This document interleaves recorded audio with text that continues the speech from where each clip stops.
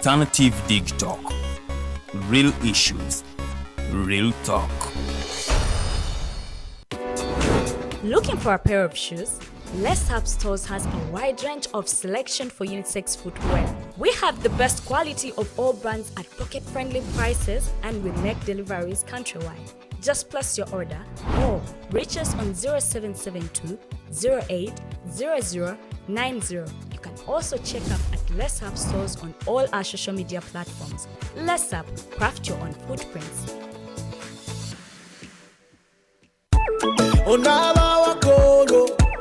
Atabe kula bonita abiri kumunana kuno mwezi kuliawo kula bonita bambi tukubukinze ololuna kutukwesose obuwagizi botuwetaka era tukwesunga tusoka nabato kuyingira mutwalo January 28 ate main show ebiri kwetano tebo ya tano charite concert eno yansonga lwatunyumirwa kubokera tugenda kubasesa kuwulira bubi nnyokolo The phone service center Chinaka, Afro Mobile, Success Motors, and Med Recruitment Agency Limited. Hams before. This is Salone Chanja. Let's Sanyuka TV.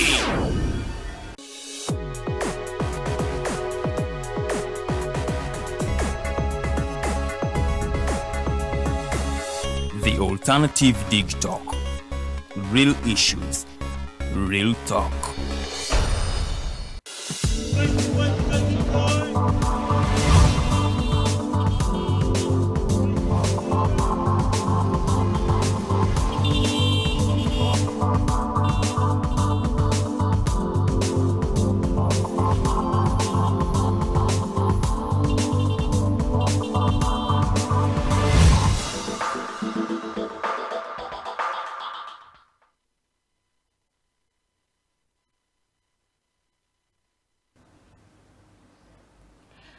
Nyongera okubuuzaako amakya amalungi era gyosinzidde okubanga otulaba gwe tulabira mu ggwanga Uganda n'ebitundu by'eggwanga ebyenjawulo ali emitala w'amayanja nkubuuzaako gwe tulabira wonna osinzidde okubanga otulaba nkwaniriza nnyo program The Mighty Drive nze Omumbejja Luwedde Lilian era nga tuli butereevu ku YouTube channel yaffe The Alternative Uganda nga tonabakola kintu kirala kyonna nsaba osubscribing onyige n'akadaako nti buli wateekayo video gw'omu ku abo abasooka okubanga baginyumirwa era ate naawe n'otegeera show ki eba egenzeeyo naye nga nkwaniriza nnyo olunaku olwali tugenda kuba twegattibwako omukulu Jjemba Moses mulwanirizi wa ddembe ly'abuntu n'ebirala bingi nnyo byakola byajja okubanga atunnyonnyola tugenda kuba tutunuulira still ku nsonga ezo zennyini ezikwatagana n'eddembe ly'obuntu n'ebirala ebigwa mu kkowe eryosoberako ate otegeere omukulu ono biki byagenda okutaanya era gwalina ekibuuzo awo nno wenkusabira naawe okiteeketeeke bw'obanga okirina kiteeketeeke okiteekewaawo mu comments nja kubanga mbimuweereza omukulu ajja kubanga abiddamu bulungi nnyo naye nga nkutegeeza nti tetuli ku YouTube kokka tulina ku Facebook The Alternative Uganda oba Digital TV omukutu gwonna gw'onaaba osanze ogwa Alternative Uganda oba Digital TV ng'omanya nno yeffe abali erudda eyo so era nayo nkusaba like nga pages zaffe gwe ali ku Twitter The Alternative Uganda ne ku Instagram The Alternative Uganda gye mikutu kw'osobola okuyita ate n'otufuna bulungi nnyo kale ne tuba nga tutambulidde ate wamu ffenna naye nga akadde kano ndakubanga nkuwa ebimu ku ebyo ebikoze amawulire oba ebitambudde mu mawulire by'otaasobodde kubanga olaba naye ng'ate byabadde ffe wane waffe Uganda munange amawulire gaba mangi nnyo era bw'ozibirizaamuko bw'oti n'otemya wabaawo amawulire amalala ate galiwo so ngenda kubanga nkuyitiramuko ku ebyo then oluvannyuma ndyoke ate negattibweko omugenyi then ne munnange bwe tugenda okukola share n'omukulu Rogers tuli ahabwe tutambule ffenna okutuuka ku ssaawa 4 ez'akalasa mayanzi ku ddakiika zino zennyini kampiteite mu mawulire gaffe ag'olunaku olwaleero era nga ngenda kubanga ntandika n'omulamuzi wa kkooti ya Nakawa Elias Kakoza olunaku olw'eggulo ate yaganye namwandu wa Henry Katanga okubaako ensonga yonna gyayogera ku musango ogwamusomeddwa nga guno gwe gw'okutta bba omwaka guno gwe twakakuba amabega 2023 ng'ennaku z'omwezi 2 omwezi ogwa Musenene oba Novemba era n'amutegeeza nti guno omusango gwa Naggomola era nga gulina kubanga guwulirwa kkooti ate enkulu yokka. Kakati omukyalo Nomole yaleeteddwa mu kkooti olunaku olw'eggulo era nga yaleeteddwa mmotoka ya poliisi okuviira ddala mu ddwaliro erya IHK ng'okumuleeta kuno kwava ku DPP okubanga munnange yavaayo ne yeemulugunya n'ategeeza nti omukyalo ono ate bukyanga kuwulira musango gutandika abadde talabikangako mu kkooti emirundi gyonna gye bazze nga bamuyita bamuleese naye nga asibiddwa ku mutwe alinako bandage ku mutwe so nawando ku mikono wabaddewo abibabadde bamusibye nga kigambibwa nti naye ya sustaining injuries omwami we lwe yafa era nga munnange bwe yatuusiddwa mu kkooti akagerike kiri nti kkooti eno yabadde ate ina buyinza buwulira musango nga guno kakati bamusindise ate mu kkooti enkulu eno ng'agenda kutandika okuvunaanibwa ogw'obutemu era nga oludda oluwaabi alwesigamye ku bujulizi ate obwabadde mu alipoota y'abakugu era munnange yeno nga yalaze nti omwami Henry Katanga yasangibwa ate n'obuganga obw'amasasi mu mikono gye so ezo ensonga bwe zikyali mu kkooti naye nga n'abaana mu musango guno ate nabo mwebali nnyo olw'ensonga kigambibwa nti bagezaako okubuzaabuza obujulizi so ne mukyala Mole Katanga ate naye olunaku olw'eggulo bw'atyo bwe yalabise mu kkooti yabadde ekubyeko bukule naye nga bo bannamateeka ba Mole Katanga basabye kkooti ate eragire abasirikale munnange aba Uganda Police okubanga bamuka amaka gaabwe era nga gano bagasalako ate okuva mu Novemba omwaka oguwedde nga 2 era nga eno munnange gye basiisira wabula oludda oluwaabi lwawakanyiza kino ne luwanga lutegeeza nti bambega ba poliisi ate balina ebisumuluzo bya kisenge byokka era nti Mole ebisumuluzo bye balina by'ekisenge ky'omukyala Mole Katanga era n'ategeeza nti tewali musirikale wa Uganda Police yenna ate agenda kubanga akuuma amaka gano era nga kino kyasanyusizza nnyo ate abasayidi ya mukyala Mole Katanga so ensonga ezo bwe zityo bwe zikyali mu kkooti era nga ono yasindikiddwa zira ate agira abeerayo okutuusa ate bwe banaamukomyawo mu kkooti okweyongera okubanga bawulira okusaba kwabula ate bannamateeka be basabye ono agire ng'asigala afuna obujjanjabi mu kkomera eruzira naye nga abagenda omujjanjabi bajja kubanga bakolera wamu n'abasawo be kale asobole okubanga afuna obujjanjabi ensonga ezo bwe zito bwe zikyali era nga nazo tulinze gye zinaggweera kale awo nawo nvuddewo neyongeddeyo ate mu NUP era nga amyuka pulezidenti w'ekibiina kino era nga yabadde akulira oludda oluwabula gavumenti njogerako yabadde akulira ate amyuka omukulembeze w'ekibiina kya NUP wano mu Buganda ate nga yabadde akulira oludda oluwabula gavumenti mu Parliament ye mubaka owa Nnyindo Mukungwe mu Parliament ow'ekitiibwa Mathias Mpuuga Nsamba olunaku olw'eggulo ate yayise olukiiko lw'abakulembeze ba NUP mu kibuga ky'e Masaka era nga yasabye ebyo nno byonna ebibaawulayawula ate okubanga babiteeka ebbali okusobola okulaba nti batwala ekibiina kyabwe mu maaso. Mukulu Mpuuga ate yalangiridde olutalo kwabo bonna bannakibiina ki NUP abavumaganya ekibiina ne kituuka n'okusongebwamu olunwe era nga bano olunwe lwe babasongamu balusonga mu bawagizi okunnokosa n'abakulembeze baabwe naga nti munnange bino bivumaganya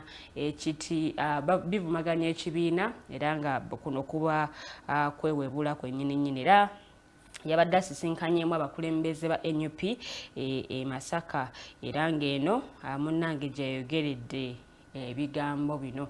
Nvuddewo awo mpitayitamu Lukwakwa olw'ensonga nti omugenyi waffe emezedde okuba nga atwegattako, so saagala kumulwisaawo ajja kuba nga atwegattako mu dakiika ntono nnyo. Ye munnamateeka Michael aboneka olunaku olw'eggulo yaddukidde mu kkooti Taputa Ssemateeka nga awakanya ate ekyababaka ba Parliament munnange okubanga balondebwa ate ku bwa minisita. Mike aboneka yabadde wamu ne munnamateeka we George Musisi era nga bano bategeezezza nti ababaka ba Parliament okulondebwa ku bwa minisita ate kibalemesa nnyo kutuukiriza obulungi obuvunaanyizibwa bwabwe omuli n'okubanga balondoola emirimu gya Parliament kubanga kati baba bafuusa ate kitundutundu kuyo. Babadde boogerako ne bannamawulire mukulu munnamateeka aboneka yategeezezza nti talabangako minisita yenna ate atuula mu bukiiko bwa Parliament kale okubanga balondoola emirimu engeri gye gikolebwamu oba n'obuweereza obutya engeri gye butuukamu ku bantu so nga bawakanya kino bo bagenze mu kkooti Taputa Ssemateeka ebe nga ate ebaako kyekola ku nsonga eyo. Nvuddewo ngeza ate mu kibiina ekirwanirira eddembe ly'abasajja okunnokusa n'okulwanyisa obutabanguko mu maka ekya Men's Forum Against Domestic Violence in Uganda. Omukulu ate akikulira yavuddeyo olunaku olw'eggulo. Omukulu njogera ku Lauben Muhabuzi yavuddeyo olunaku olw'eggulo wali ku Media Center nate n'ateeka gavumenti ku nninga okubanga ereeta etteeka erikifuula ekyobuwaze buli mwana azaaliddwa okubanga aggyibwako endagaluse nga tannaba kubanga ava mu ddwaliro. N'agamba nti munnange bakooye okukuliza abalala, bakooye okukuza abaana ate abatali baabwe. So ne basaba gavumenti ebeeko etteeka lyereeta nga lino nno lireetera okuba nti bakola endagaluse y'omwana abazaaliddwa nga tannaba kubanga ava mu ddwaliro. Kino nno nti kibeere ekyobuwaze era nga munnange yabyogeredde ku ssengejjero ly'amawulire bagiyita Media Center olunaku olw'eggulo. Kale katulinde ensonga ezo gye zinaggweera bwebanga etteeka lino linaabanga lireetebwa ate okubanga baliteeka mu nkola. Awo nvuddewo kkooti enkulu ate mu Kampala ewozesa emisango gy'abakalintalo olunaku olw'eggulo yejjeereza abantu 3 nga kuno kuliko Nuliat Nansubuga mu myaka 63 mutabani we Faizo Bukenya okunnokosa ne Jalia Nabukenya ate ku misango egy'obutujju gye baali balangibwa okwenyigiramu wakati w'omwaka gwa 2014 ate ne 2021 era nga omulamuzi wa kkooti enkulu Susan Okalani yategeezezza nga bwe watali bujulizi ate buluma bantu bano. Abo nvuddewo era ntinye ne neeyongerayo muggulire eddala bannakyewa okuva mu bibiina eby'enjawulo bano nno nga be balwanirira eddembe ly'obuntu bavumiridde nnyo ebitongole ebikuuma ddembe omuli poliisi n'amagye okuba nti balaga nnyo kyekubira eri ab'oludda oluvuganya gavumenti naddala nga bwe babeera nga bakuba enkuŋŋaana kyokka ate ez'abanna NRM ezo nno ne bataziyimiriza. Bino ababyogeredde mu Kampala bwe babadde bakubaganya ebirowoozo kwa lipoota eyafulumizibwa gye buvuddeko ng'eraga nga poliisi ate nga y'emu ku bitongole ebyalidde empanga bwe kituuka mu kutyoboola eddembe ly'obuntu.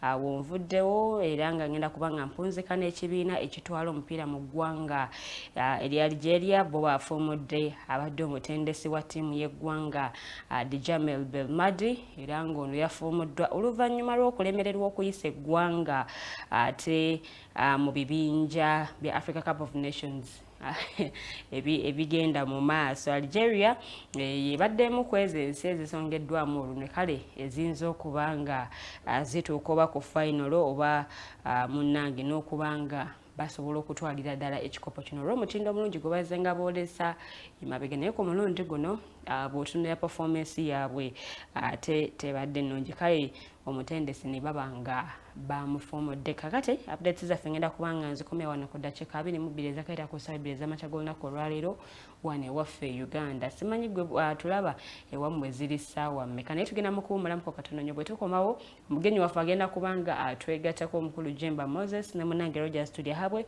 discussion yaffe etandikirawo wennyini. Good morning.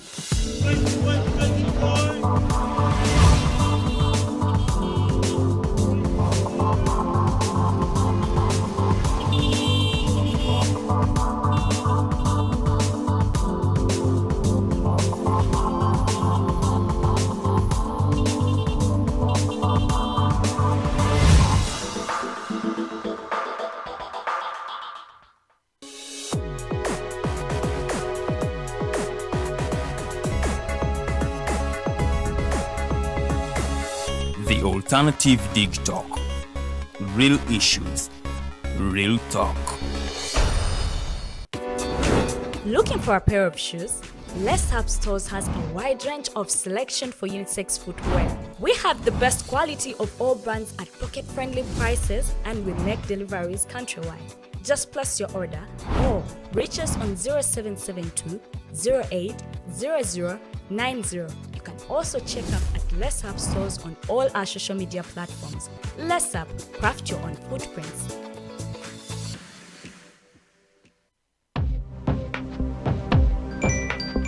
Go to the church, though. Tawali man, what's up? Man, can you imagine people just dump everywhere? Someone drinks water and throws the bottle wherever. Come on, Rogers. What else do you expect people to do with an empty bottle? Simanya now, recorder. Did you know that plastics take at least 450 years to decompose? What? That's a long time. Exactly. Because plastics are made out of a lightweight and flexible material that doesn't decompose easily. And plastics everywhere in the environment cause plastic pollution. What is plastic pollution now? It is the accumulation of plastic waste in the environment, like bottles, polythene bags, straws. All of these contribute to plastic pollution. I have been using them without knowing their effect. Yeah, a lot of people have. Plastics are a danger to the ecosystem, both on land and in water. So how can we overcome this problem? Is there something we can do? Oh yes, we can reduce by minimizing the use of plastics, reuse by repurposing them, or recycle by collecting and processing them into new products. Everyone wants to change the world, but no one wants to change themselves for the world. How about we change our habits for the world? And it starts with me and you. This message is brought to you by Alternative Digitalk. Onaba wakolo atabe kula bonita abiri kumunana kuno mwezi tuliawo kula bonita bambi tukubukinze olwolunaku tukwesose obuwagizi bwe tuwetaaga era tukwesunga tusooka n'abato kuyingira mu twalo January 28 ate main show ebiri kwetano tebo ya tano charite concert eno yansonga lwatunyumirwa kwobokera tugenda kubasesa kuwulira bubi nnyo kwono. The phone service center Chineka, Afro Mobile, Success Motors, and Med Recruitment Agency Limited. Hams before. This is Salone Chanja. Let's a new car TV.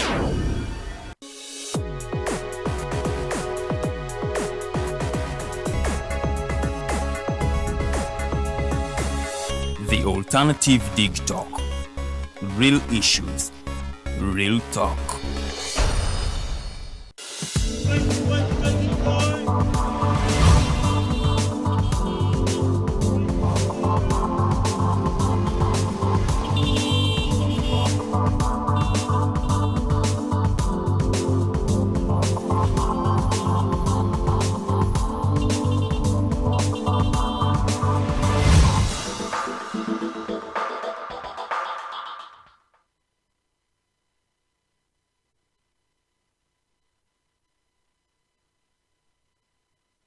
Ngero kulamusaako gwe ate atulaba mukadde kano Mighty Drive program jogena masano okubanga olaba nze Mubeja Lwedelian mu studios ntuddemu n'abakulu babiri mwami Roger Studio habwe n'omugenyi waffe olunaku olwaleero omukulu Jjemba Musa. Tugenda kubanga twogera ku nsonga ez'enjawulo ezikwata ku nsonga z'eddembe ly'obuntu n'ebirala bingi nnyo naye nga nkukyegeeza nti tuli butereevu ku YouTube channel yaffe The Alternative Uganda nkusaba osubscribing kale tube nga tutambulira wamu si ku YouTube kwokka kwe tukolera ne ku Facebook osobola okuba nga otufunirayo bulungi nnyo ate ne tusobola okuba nga tutambulira wamu kansooke ntwala omukisa guno okwaniriza munnange bwe tugenda okutambuza program ate lamuse kuba tulaba then discussion tugitandikira awo.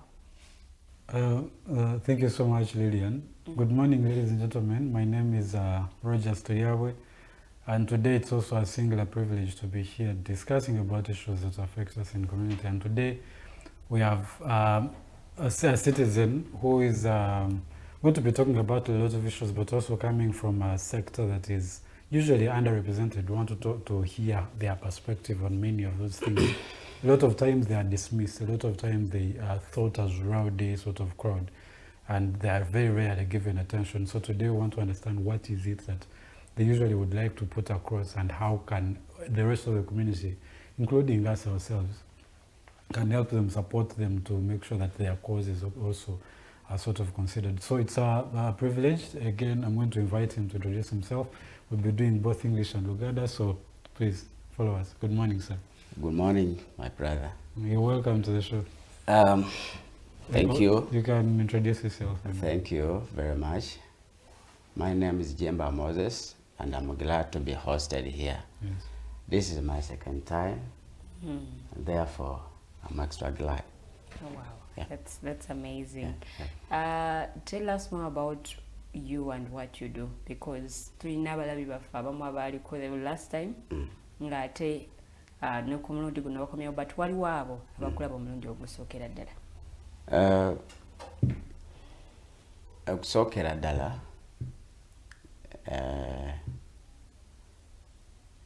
njagala kuddamu mu Luganda. Nze Jjemba Musa ly'erinnya lyange. Ndi muvuzi wa boda ate nga ndi mulwanirizi wa ddembe ly'obuntu. Era tulina ebibiina bingi mwe twegattira ebirwanira eddembe ly'obuntu, ng'ekimu bakiyita Lubaga Social Justice Center, ekirala bakiyita Human Rights Defenders Union.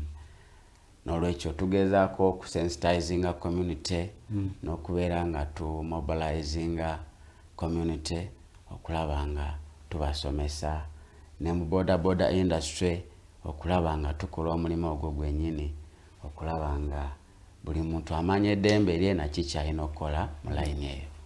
Okay. Mbaza katutandikire ku nsonga z'ababodaboda n'eddembe lyabwe ery'obuntu.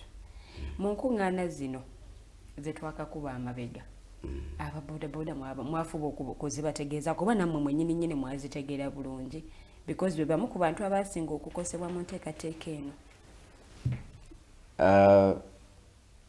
Mu area yaffe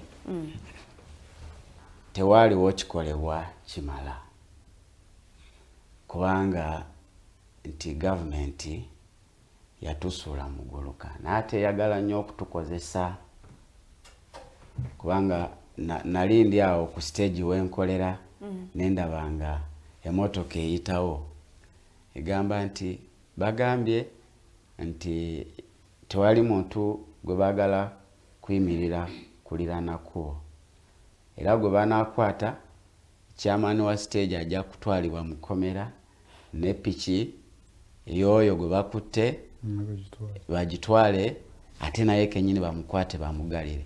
Era bibaddewo bingi, abantu bangi bakwatibwako piki zaabwe ne ziwambibwa ne bagalibwa makomera, na kakati bakyaliyo. Ne kati nga twebuuza, kati pikipiki ogikutte oli alabira famire, pikipiki yemuyambako, ate naye omukutte ani agenda kuyambani? Kale n'ogenda okulaba nga obuliddwako ewaka ne mu kibira. Embeera eriyo mu industry eyo. Okay. So mwe zino enkuŋŋaana mwazitegeerako mwe ng'abalwanirizi b'eddembe ly'obuntu, like mwategeera kyezikwa information omuntu wa bulijjo gyetaaga okumanya? Tebaatuwa budde bumala kutuwa information okusobola okutegeeza bannaffe. Era nze sizimanyi nnyo, kyamakulu nnyo kiri awo kujjako okuwulira mpulira non-aligned movement meetings naye bibaddewo abantu bangi bajiddwa ku mirimu gyabwe mu bifo bibadde wakolera traffic jam alinga traffic jam ate traffic jam bw'aba mungi ffe tetukola kasaayitirira mwaba boda ate nga mwe musinga okuwaganya nga muyita muno mu nkubo muno mmotoka kuba kati njagala okuwa ekyokulabirako nti ogenda kujja ng'olina gy'oyagala ogenda katugeze Makindye wali ojja kutunulira emmoloka zonna nga zisimbye jjukira abazisibye emmoloka zonna zisimbye abatambuza ebigere n'abatudde ku piki nabo tebatambula kati nga weebuuza kati ninye boda ngenderedde kusevinga budde nsobola okutuuka gye ndaga ogenda okulaba nga tekirinaamu makulu ng'osalawo okutambula. So eddembe ly'abavuzi ba boda boda mukoze biki ebyo bye mukoze okulaba nga mulirwanirira because abantu bano bantu naye ate n'ebimu tebabimanyi tebamanyi nti no ddembe lyange okola bwenti oba okweyagalira mu mulimu gwange nga ngokola. Mu boda boda kyendaba mulimu obutamanya bungi. Bannaffe abasinga obungi bo baagala okubeera nga be batambulira mu mbeera ey'okubeera nga oba nkyogere okubeera nga omuntu tamanyi ate nga tayagala kumanya. Abamu si bonna. Kuba kati waliwo ebibiina bingi abantu bagulawo ebibiina ne babitwala ne babiwandiisa. Naye ogenda okulaba ate ebibiina ebyo nga bye biyambako security ate okunyigiriza eddembe ly'abannaabwe.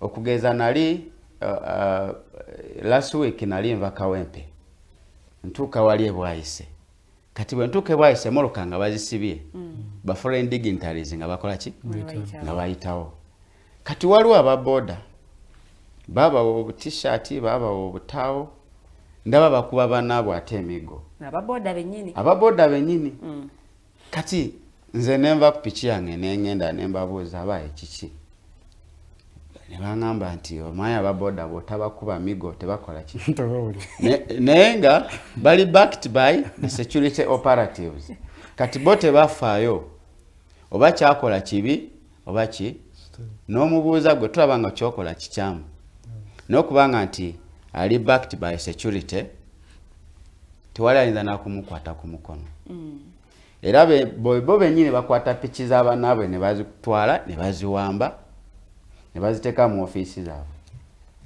Kati wogenda okuddukira eri ebitongole ebikuumaddembe n'obanyonyola bagamba ne kino nga kikolebwa bwe kiti bagamba abantu abo bajja wano ne twogera nabo ne bwe bamala okuvaawo nga tebagende wa minisita kati ffe tetusobola kuteekesa kintu kyonna mu nkola ate nga ne minisita naye akoze ode ye kati ogenda okulaba nga waliwo okukuubagana. So all of this, please don't mind always speaking in Uganda. So all of these things as they happen, Muina Association is like border drivers.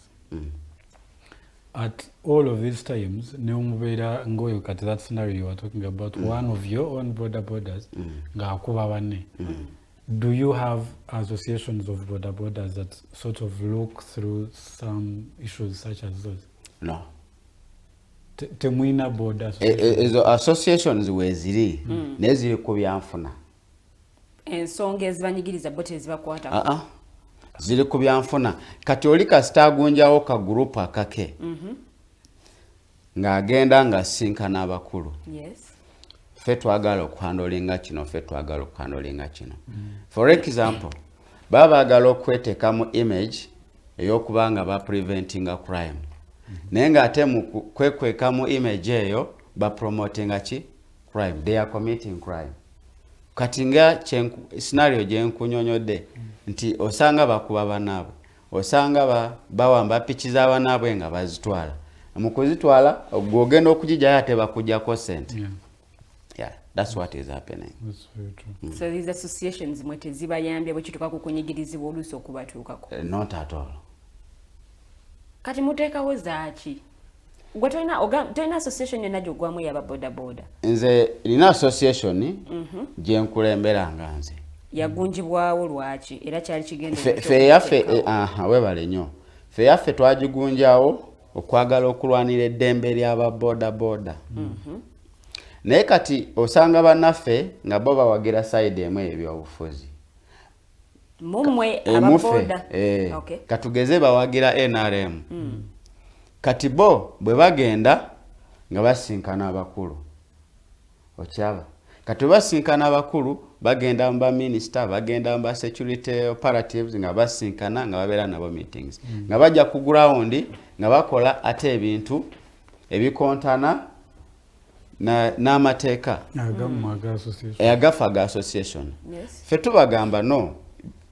Oba otaddewo association ate towaliriza muntu muno kuyingira mu association yo. Baagala buli muntu abeere mu association ekitali kituufu. Naye nga ffe tugezaako okukola kye tulina okukola ekituufu. Nti nga tugezaako okubalaga kino twandibadde tukola bwetu, kino twandibadde tukola naye tebakitegeera. So mwe association yammwe yateekebwawo kulwanirira ddembe ly'abuntu mu boda industry. Lwaki muteekamu ebyobufuzi nga mulwanira eddembe ly'aba boda? Anti nkugambye nti association ezimu zigunjibwawo kubeera nga baagala kufunamu. Because abamu bwe bakizuula nti obukulembeze obuliko bano bawagira either oba bali ku ludda lwa opposition oba bali ku ludda lwa government. Abamu bagaana okuyingira mu associations zammwe. Ekyo si kituufu kubanga ffe ekitugatta mulimu. Era mpuliddeko ababoda bamwe abazzenga banvuga ngeze zimu ku nsonga omubuuzo olina association yonna gy'ogwamu agamba muna ebyobufuzi byannemesaayo. Buli bw'otuukayo ensonga ze bafrontinga za byabufuzi teziri ku mbeera zitunyigiriza. Ekyo kibaawo nga osobola okugenda mu association n'osanga nga issues ze bakuwa ate ziri contrary ne ku ndowoozayo. Kati oba tosobola kugenda mu association ogireka bulesi n'odda ku byo n'okola ki? N'okola emirimu gyo egikutwala maaso. Noba nga tolinawo ogwa. Nga gw'obitunulira butunulizi bw'oti ng'olaba birabe kubanga ogenda okulaba association ezimu ziri attached to political parties. Kati n'ogamba kino nze tekijja kunyamba kuba bwe naagenda eri jjukira naawe ate oba oli awo olina ky'owagira nga gwe ng'omuntu. Wadde toli political activist naye ate olina ky'owagira ng'omuntu. So n'obanga kyowagira kiyinza okulemesa okuyingira mu association. Nga tosobola kugenda mu association. Kano si kabi. So let me ask, you have an association you lead yourself. Is that association based on any political leanings? No, for us we are mixed up. So what is stopping you to speak about those issues that are affecting the border industry, representing all of those, whether they are belonging to any political party or not? Just like I have told you, for us we have done our part and we have offered what we can. But you see these people, every day we get new members of Boda. Every person buys a motorcycle, they come and join the industry. There is nowhere we can go to sensitize these people. That if you go on the road, you have to ride like this. You have to behave on the road. Yes. That's why we have different cases of indiscipline in the border industry. Yeah. Buli boda ina buli stage ya boda inako chairman. Yeah. Tolowooza nti mwetaaga kwengeginga n'aba chairman bano okutuusa obubaka kwaba aba boda because owa boda onajja kuwulira nnyo mu chair. Ayinza obutawulira muggwe omukulembeze wa association ninaawulira mu chairman wa stage ye wakolera. Tugezaako n'ekyo kikola n'oluusi kigaana. Nga bwe nkigambye nti buli lunaku omuntu agula pikipiki najja n'akola ki? N'ayingira mulimu. Kati abalala tebagala kuwulira bintu ebyo. Yafa ku kimu nze nzize ku mulimu gwange nkoze nzize yeeka. So if issues happen ngazi nozwadogamba during these meetings that have been happening, nevaja nevatwala someone's border nevamusiva and all of these things, who now sort of runs after them, who advocates for their release? Buli omu abeera kubwe bwebantu oli bamutwala nebamusiva. That's the end of it. It's on you, whether you come out, whether you do not. At that point, where do you as a sector and as an industry come together to sort of fight issues such as those? For us in our association, we are trying to help those people. if we get information, those who are we reach members out. of your association or everybody? Even if he's not a member, if I get any information concerning about that incident, I just go where the motorcycle was taken to, and then I help that guy to come out, and then there is the motorcycle. Yes, so that he can go back and take care of his family. Yeah, that's what the best we can do. Naye boda nyingi nyeze ku police zino waliwo eziri ku police stations ez'enjawulo n'olabanga boda zitubidde bwe ziti abantu abo nabo mugenzeyo ne mubayamba because aba boda bangi waliwo incident yaliwo I think mu COVID-19 omwami omwe yeeyo kyolwa boda y'okubanga yatwalibwa agenze okuwaayo ssente ate bamugamba gino 10 tegimala yongerako 10 Owe Masaka. I think yes. I remember that incident. Yeah. So nabano nabo mugendayo ne mubayamba bano be bakutteko boda zaabwe oba mmwe ebyamwe bikoma just wali ku nsonga eziri serious. Kati gwe ayagala okuyamba oluusi kituwe tufuna akaseera akazibu ntosobola kugenda police station n'obuuza epipi kyeno yani basobola okuwa mugundi mu register nti eno piki bagikwata olw'ensonga neno ezo details nozimanya tosobola kumanya yani kati ffe bwe tusobola okuyamba beebo abajja mu ofiisi yaffe oba naakusanga ku stage w'okolera n'akugamba munange epiki yange bagikwata ate nina omukyala n'abaana wakati balina kyakulya wakati balina kyakulya naawe n'okitunulamu bwoti mu bwongo obwo mu ndowoozayo ne weebuuza kati ono abeerawo atya kubanga epiki yemuyamba yeweerera abaana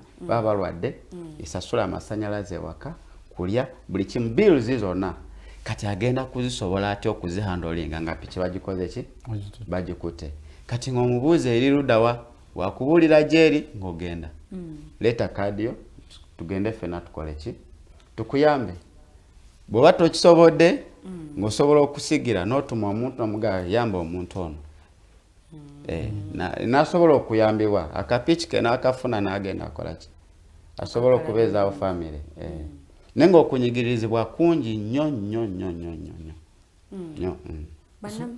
So it looks like okunyigirizibwa okwo okungi a good part of it is caused by the bodabodas themselves, border riders at that. Okunyigirizibwa okunyigizibwako kwekuli ne kuliko parties zombi. Yes, naye okusinga kulabikanga kuva ku side eyammwe kubanga ekisooka temuli organized ekyo kyekimu. Kati ndowooza bwe mutuuka ku nsonga ezammwe zibaluma ate abalala bali mu politics buli omu ali nze ku lwange buli omu and God for all.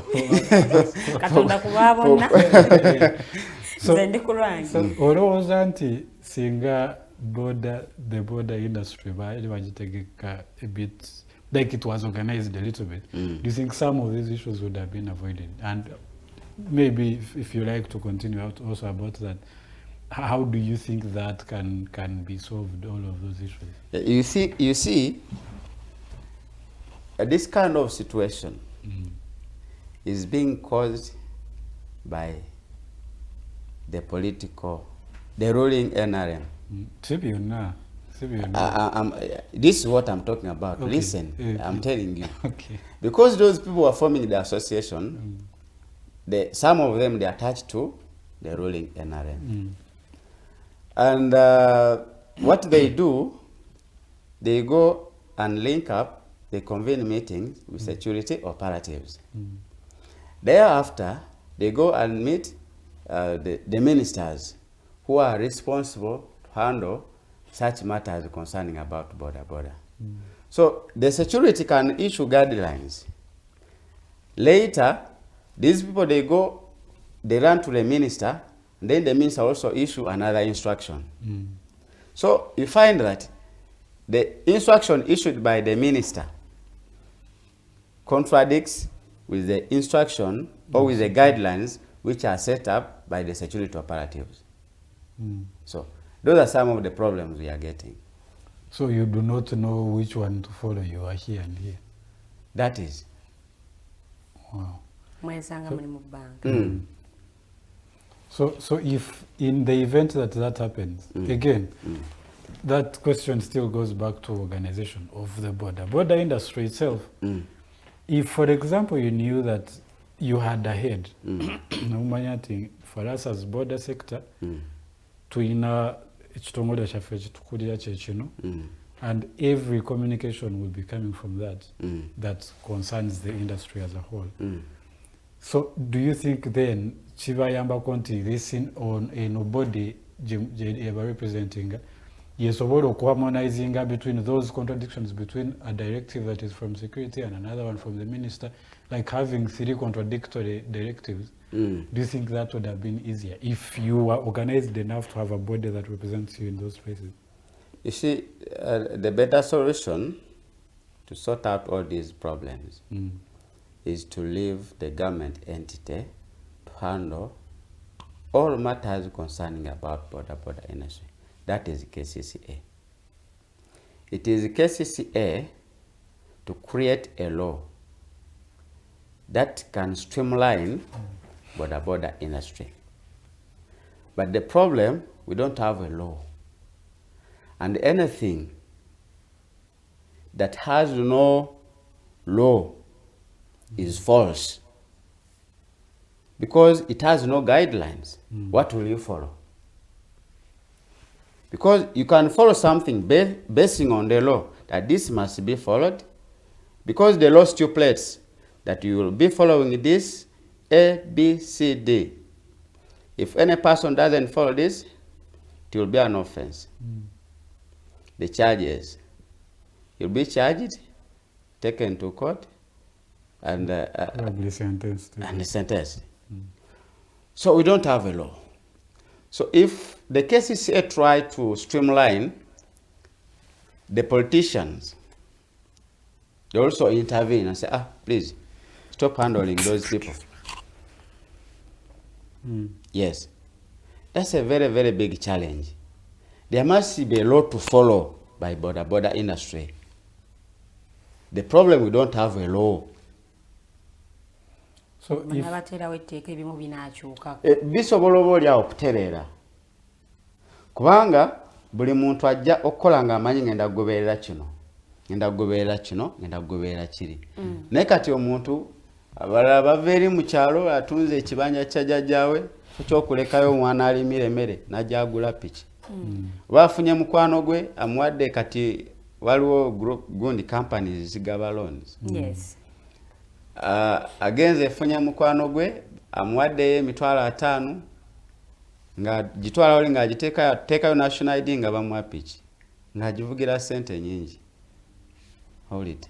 Kati ebyo byonna bizibu ate nga loans companies ezo zirimu bakulu be bazirimu be bazandolinga ezisinga obungi. So temulina wakuddukira ku nsonga nga zi. Tetulina wakuddukira. Tetulina wakuddukira, era tuli mu bbanga. Tuli mu bbanga. Byakusomooza ki bye musanze mmwe ng'abakulembeze ba associations zino mu kwagala okulwanira oba okutereeza omulimu gwammwe? Tugezaako okukola kye tulina okukola. Naye ebyokusoomooza nga bwe nkugambye, kati gy'olaba gurupu eri n'olaba gurupu eri, ebigendererwa byayo birala n'ebyeno birala. Kati ebigendererwa byeno ogenda okulaba nga bafokasinga ku byanfuna byokka. Ayagala asinkana omukulu bwe tutuuka mu campaign period basobole okugenda, ffe tulina abantu tumobilizinze naye nga tebayambye bannaabwe. Kati ebibiina ebimu omanyi mu politics majority, bw'obeera ne majority olwo buli kimu kiba kijja kutambulira bulungi. Kati ne politician naye alaba nti ono alina abantu gwe nja okukola ki, naye nga ate ebyakola ku ground biki bikyamu.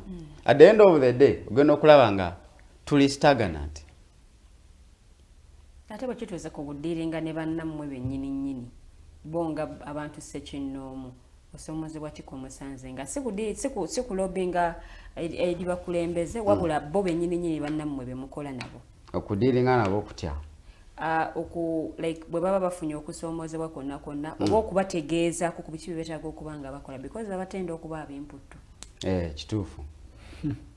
kituufu emputu nyingi nyonyonyo emputu nyingi obuzibu ekireeta emputu ezo okwenyuma kubanga ffe naye nze ate kitali kunze oba ne bananga abamu kubanga ffe ewaka waffe batukuza ewaka maama nga akugamba omuntu aba akusingako obukulu n'abako kyagamba omuwuliriza n'omuwa ekitiibwa kiyinza okuba kikyamu nawe omukola ki omuwuliriza n'omuwa ekitiibwa kubanga yakusinga naye kati wano ekiri wano waffe oli agamba oyo avuga omusaabaze wa 200 nange gwe nvuga tuli mu level y'emu tamanyi background yo tamanyi gwe byokoze tamanyi oba oyina emirimu emirala gy'okola okiraba kati niwabawo okwenyuma nti omuntu niwaba oyina ky'omugaidinga oluusi agaana okuwuliriza n'abamu tubanyonyola n'omugamba owaye nti oze okukola naye ng'olabika bubi odugala soko genda oyambale soko genda oyoze soko genda onaabe engato ogikuba eddagala olabike bulungi naawe ku mulimu omuntu newaba wakuwa 15 ajja kugamba akasanvu bw'oba okamusabye alaba nga kakujjamu kubanga naawe ogezaako okukola ki okwefaako naye atunuulidde we n'olishabe ow'15 ajja kuwa 20,000 kubanga nze sivuga basaabaze bangi okubeerawo sivuga abasaabaze bangi nvuga abasaabaze batono ate mbeera ku stage yange nze sivaawo oba olina ebitala gwe byokola tewali ababooda abamu balina omuze ogutuula ku ludo ng'akeera ku makya ne bakuŋŋaanira balina stage ewe bakuŋŋaanira ne balyoka bakuba ludo okuva ku makya paka olw'eggulu ne batuuka okunyuka nga talina yadde 10 natandika okuggula ku banne abaakedde okukola olutalo eitha okubabba oba okutandika okutwala bakasitoma n'abaferera mu kkubo newesanga ng'emisango gizeeyo be wa chairman wa stage oba gize ku stage nti oboda ono yeeyisa bwati ne bwati kati ekyobubbi kansoke njogere ku kyobubbi ekyobubbi tekiri ku boda industry kiri ku muze gwa muntu wamu buli sekita yonna mulimu abaki ababbi ne mu government obalaba ababbi batubba buli lunaku batubba owulira corruption scandals nyingi mu ministry weti mu health mu education mu agriculture n'owulira sente zabuze kati abantu abo nabo abaliyo nabo bageraageranye ne baana ababodaboda abali eno ababba bannaabwe kwata oli yataali waggulu abasse bangi nnyo okugeza esente zireeteddwa za kuyamba bantu kugula mosquito net gwozibye omuntu ensiri emulumye kuba talina siringi kasanvu oba kakaaga akagula mosquito net oyo agenda kufa ensiri we muluma ate n'ezeddwaliro teziriwo ate mu government hospitals temuli ki temuli ddagala ogenda okulaba ng'omuntu akoze ki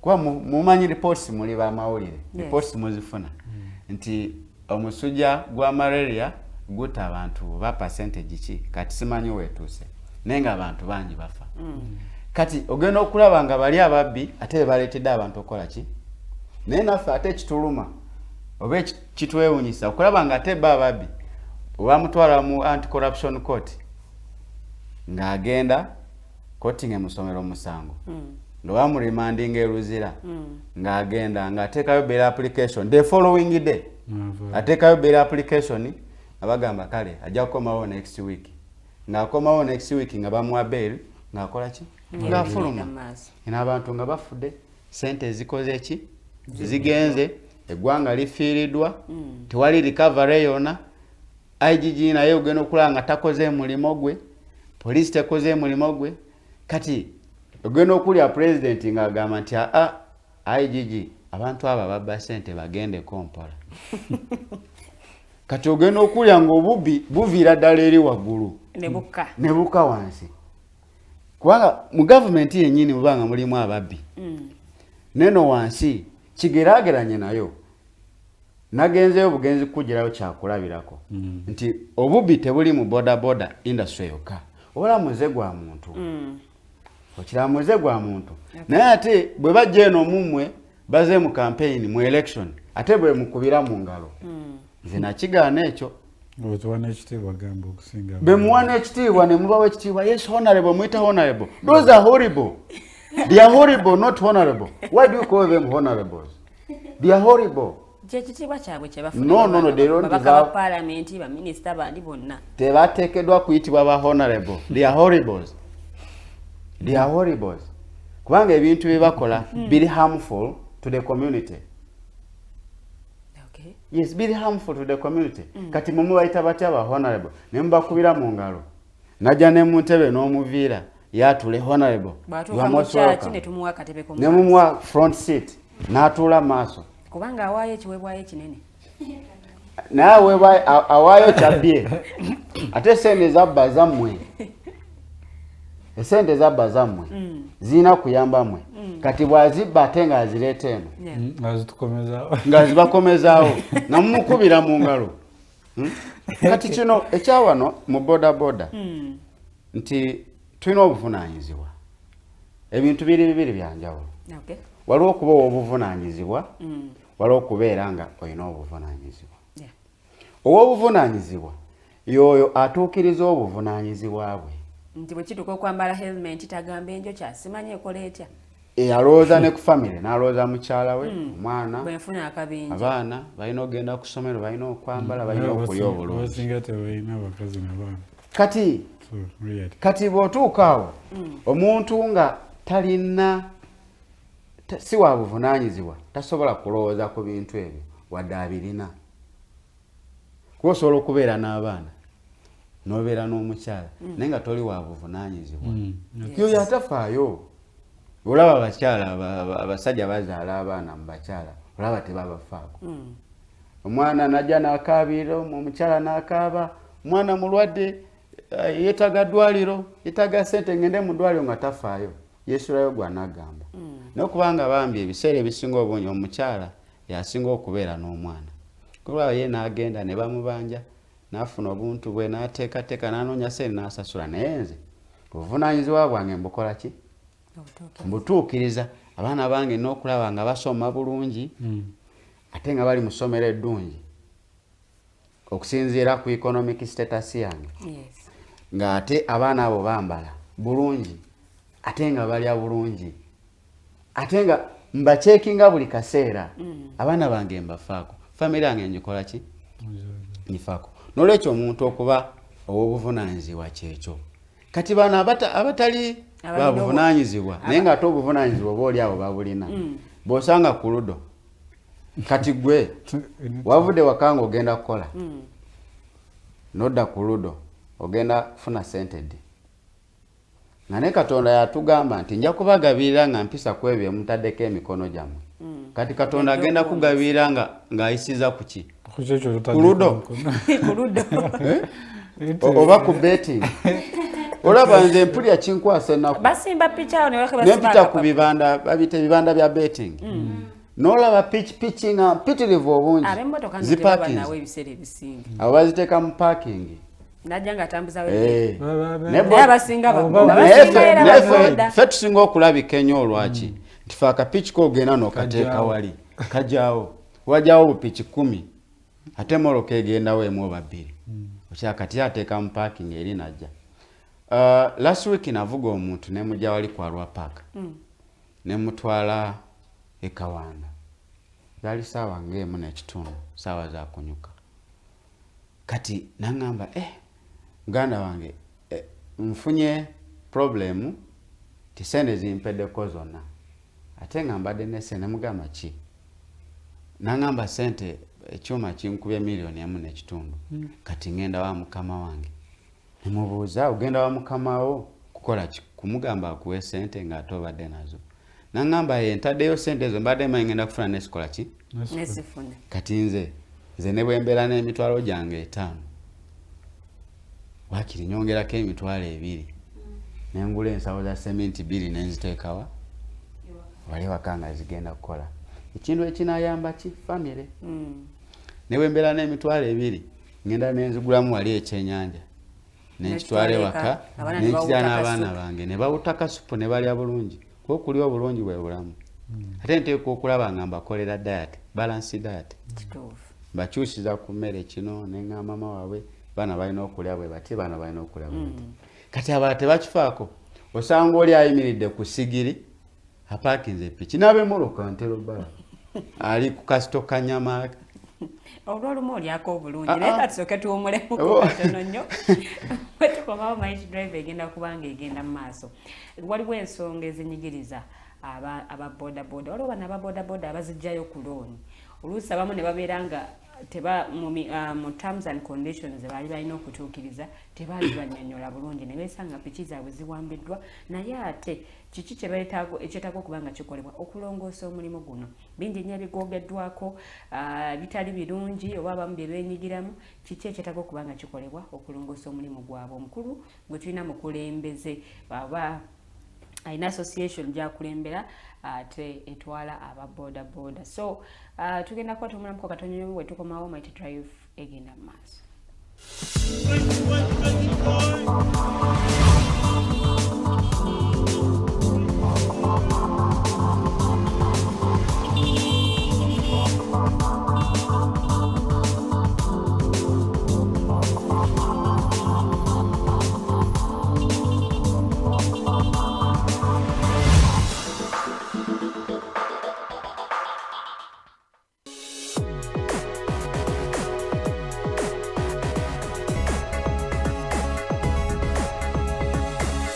The Alternative Dig Talk.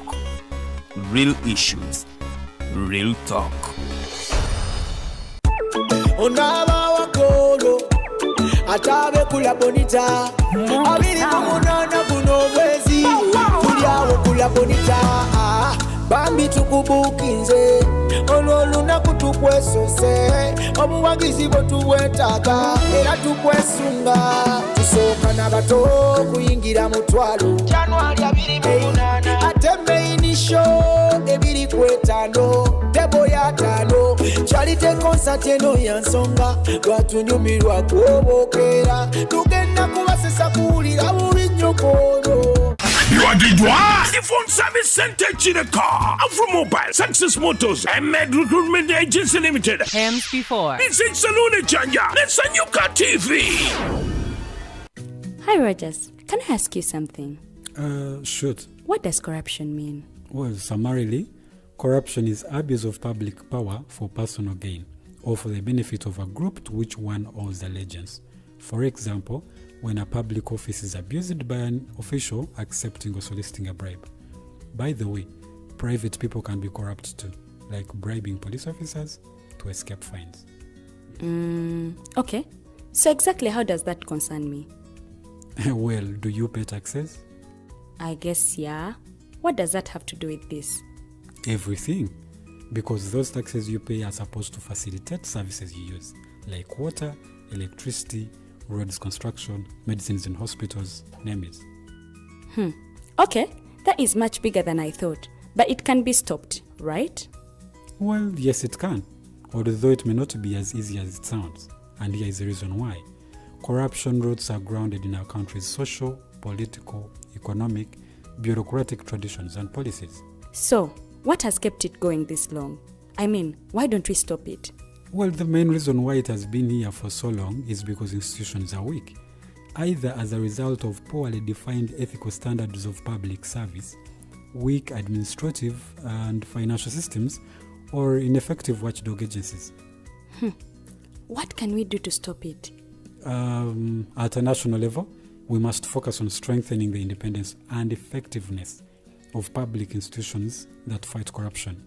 At a personal level, we must commit to never giving a bribe. I promise I'll never give a bribe. Well, that's a great decision you have made. Me and you now have to spread this message to all our friends. If we all do our part, corruption will be no more. This message is brought to you by Alternative Digital. Looking for a pair of shoes? Les Up Stores has a wide range of selection for unisex footwear. We have the best quality of all brands at pocket-friendly prices, and we make deliveries countrywide. Just place your order or reach us on 0772 08 0090. You can also check up at Les Up Stores on all our social media platforms. Les Up, craft your own footprints.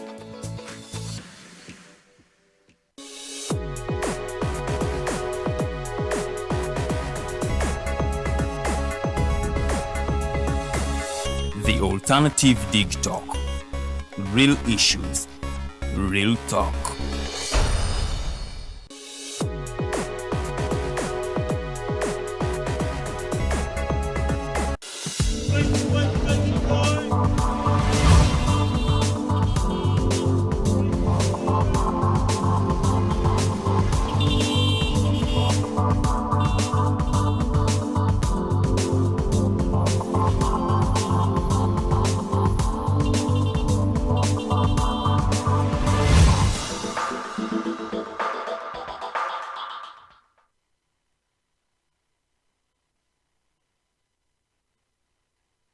Mighty Drive, your program jogging a master no kubango labanze mumbejaluwe Dedilian and today ne munange Rogers to yahabwe studios wetutambula kutoka ku sawa nyezi machago lunaku olwaliro naye nga ate omugenyi waffe omukulu Jjemba Moses naye mu studios mwali nnyo era nga tugenda maaso n'okuba nga tutanya ku nsonga ez'enjawulo omulimu guno ogwa bodaboda because yatugambye muvuzi wa bodaboda wabula mukulembeze alina association gyakulembera ate era ng'eno ekwata ku nsonga z'ababodaboda kulwanirira eddembe lyabwe n'ebirala ebigwa mu kkoweero naye bingi nnyo ebibanyigiriza mu mulimu gwabwe oba oliawo ebyetaaga okuba nga bitereezebwa naye we tugenda okuba nga tuva ate tukoneko ku nsonga z'ebyobufuzi yabiraba atya wano ewaffe Uganda embeera etambula etya kyekyetaaga okuba nga kikolebwa abali ku ludda oluwabula gavumenti bakyali ku mulamwa oba n'ebirala ebigwa mu kkoweero so gwe alina ky'obuuza teekayo butereevu endowoozayo nja kubanga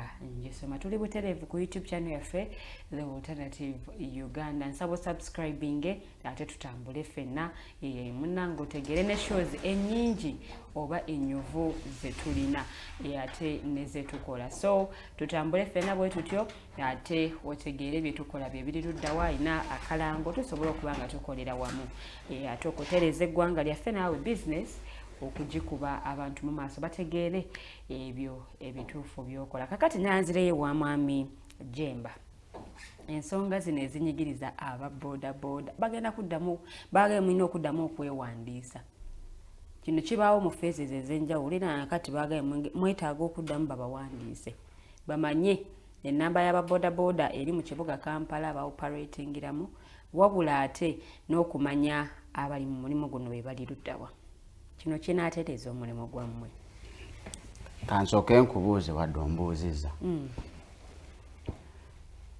bagenda kubawandiisiza mu muteeka ki ekyeteeka kyo tusooke tukireke naye just baagala kubawandiisa bamanye nedda abali mu mulimu guno be bali luddawa nedda nga exercise yonna mulimu guno ekolebwa wateekeddwa okubeerawo etteeka mwe bakolera yes mwe bakolera babawandiisiriza mu tteeka ki etteeka ligambe nti oluwa bodaboda yenna alina okukola ki okwewandiisa tumwagaza kino tumwagaza PSV tumwagaza permit twagala nga alina reflector twagala abeere nga ayambadde engato tetwagala wa bodaboda kwambala niigina owulidde kati bagenda kukola exercise eyo nga bagikolera mu tteeka ki ekintu kyonna nakugambye ekintu kyonna kyokola nga tekirinaako tteeka likigayidinga kibeera kifu kati bo balina sente ze banoonya njagala kuwako scenario emu bagamba bagenda kuwandiisa bodaboda mu kasaawe kawali ku Kira Road police station ne bagamba buli bodaboda bajagaza emitwalo 7 okwewandiisa mawe training baga nti bwova mu training ojja okole ki weewandiise kakati bakuŋŋaanya pikipiki ezasukka mu 2,000 in fact no minister yagamba kyofa togabye by then yali minister wa Kampala oba akyali simanyi nze sibagoberera nnyo abo batalina makulu babeera simanyi I don't know yagamba nti bakawandiisa bodaboda 4,000 bodaboda 4,000 buli bodaboda gibalira emitwalo 7 esente ezo baziteekawa era zaakola ki naye exercise yali etambudde ne bagamba order nejala yava waggulu order from above nti exercise eyo mugikomi okuva olwo nakakati tewaliwo muntu yenna yabayingiza accountability ya ssente ezo. Tewali amayinja ezaalaga naye nga zakuŋŋaanyizibwa. Kubanga buli pikipiki eyagenda nga wali mu kasaawe for training nga bagiwa nga bagijjako emitwalo 7. Yes. Abantu bawaayo obudde bwabwe naye nga bagenda ku traininga ki. Kati order bwe yajja ne basiizinga gundi eyo exercise ne balekerawo program nerekerawo okutambula ogenda maaso. Ezo senene zikola ki? Oza waliwo yali ayagala okumaliriza ekizimbe kye. Senene zigenda. Kati ogenda okulaba ng'obubbi bwennyini nabo bennyini abo abayisa orders babbi. Ate babbaffe lwakubanga bannaffe abamu tebakimanyi. Naye tugezaako okubagamba nti bannange ekino kye mugendamu nga kifunze saagenda ku training eyo saagendayo. Yes. Kubanga nakimanya bagenda kunziba. Era ne bannange benkola nabo nagezaako okubawa information ne mbagamba ekino kye mugendamu kifu bagenda kutubba. Owaayo emitwalo 7 omalayo wiiki namba. Bonna ku mutwalo. Okukimenyaamenya atokola. Wiiki namba ate omalayo essaawa 12. Lunaku lwonna. Kati wako ogenda kola otya? Essente ezo zaalagawa. Basooke batubulye essente ezo ze baawa bali be batraininga gye zaalaga n'okubawandiisa. Bwe baava eyo era ne bateekawo bali bawandiisa ku magombola ga KCCA. Batubulye essente ezo gye baaziteeka. Kubanga buno obubbi bwennyini sigenda kukkiriza nze kubeera mu kintu kyonna kya bubbi. Ffe batukolere etteeka. Banatukolera etteeka nja kukigendamu.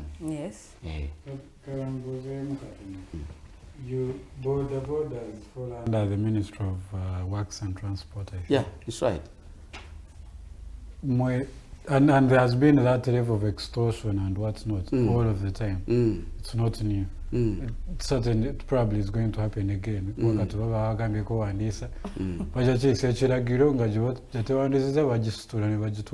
So every one of you will be forced to do that. How do you think, especially you as a leader of one of the associations, how do you think Okusobola engaging some of those people, for example, from that Ministry of Transport? Mbagamba fenga abantu ba border riders, the border industry here in Uganda, which is by also sustaining a lot of families. How do you think we can streamline ebintu bino tubeeranga temutobye but also netubanga naffe tuli organized okubanga tewali singa mujjanga mwagala twegereza, which is necessary, I think, to train people because of a lot of border riders bakola enziro okukuba which is important for people's health and safety. Naye nekibeera nga kikolebwa mu ngeri nti nze sinjigirizibwa naye naabo ofuna otegeera kyokola nga regulator. Olowooza kisoboka kitya okukolebwa ekintu ekyo? Nakugambye nti groups zino nyingi. Abakulu bali baminisita baagala nnyo okuwuliriza abo abantu abali attached to their political parties. For us, we are offering ourselves to give out information, to tell them the best we can do to streamline border industry. But they don't listen. They only listen those who are attached to their political parties, of which I don't think that it's a solution. It's not. It's not. It is not. Because for them, their main focus is to see that these people are mobilized in groups. They don't have any agenda, any program to streamline border industry. No. But for us, we are doing what we can. We are giving information to our fellows that please do this, do that, behave on the road. If you misbehave, you'll get problem. And once you fall in problem, of course your family will suffer. Because you'll be arrested, the motorcycle will be impounded, and the other issues will intervene. They will cause you to suffer. But our leaders in government, they don't listen. They only look at the issue of mobilization. Kati Gwenga association lead. I'm going to take it now to you because there is a lot of kavuyo in most of the other areas, or at least I do not know many of them. Kati Gwenga association leader, have you one day decided to walk to the Ministry of Works and said this and 1, 2, 3, 4, 5, 6 things we have to and then that ministry said, we are not going to work with you because probably we don't belong to the same political leaning. Tebakugamba bwe batyo. Goteka no tambula no gena no tekayo views zo, no tekayo proposal. No ga twane bade tukola bwe tuti okulaba ngo mulimu gukola ki? Gutambula guterera bulungi.